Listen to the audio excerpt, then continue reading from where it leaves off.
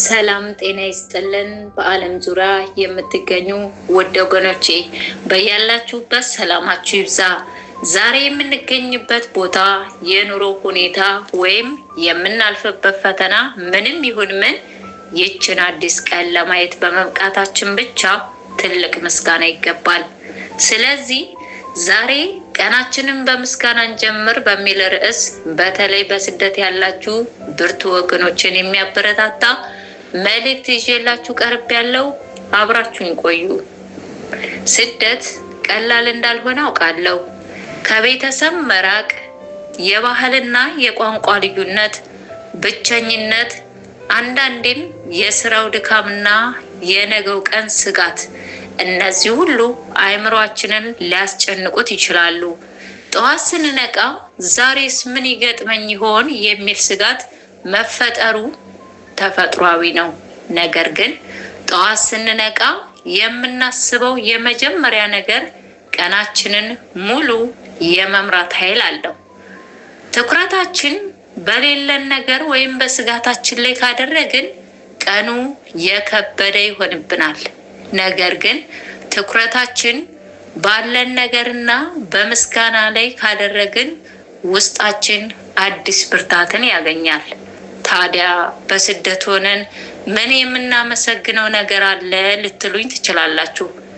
የመተንፈስ ስጦታ።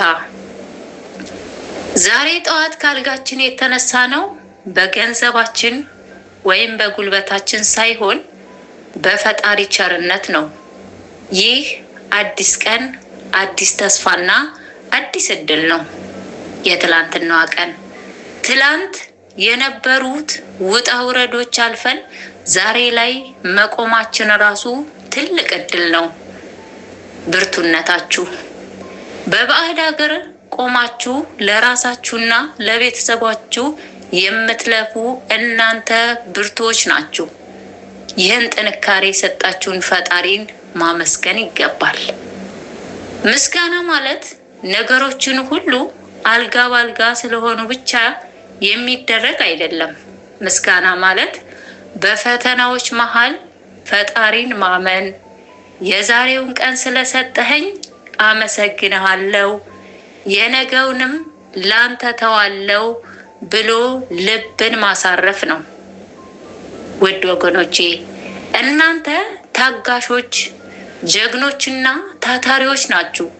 ስደት ጊዜያዊ ድልድይ እንጂ የመጨረሻው መድረሻችሁ አይደለም።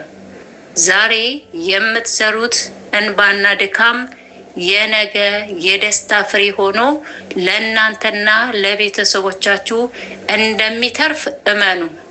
ስለዚህ ዛሬ ጠዋት ስትነቁ ቆም በሉና በጥልቀት ተንፍሱ።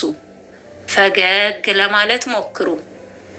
ስለ ሕይወቴ ስላገኘሁት አዲስ ቀንና ስላለኝ ጥንካሬ ምስጋና ይሁን በሉ። ምስጋና አእምሯችሁን ሰላም፣ ልባችሁን ደግሞ ተስፋ ያሰጠዋል። ፈተናዎች ሊኖሩ ይችላሉ፣ እናንተ ግን ከፈተናዎቹ ትበልጣላችሁ።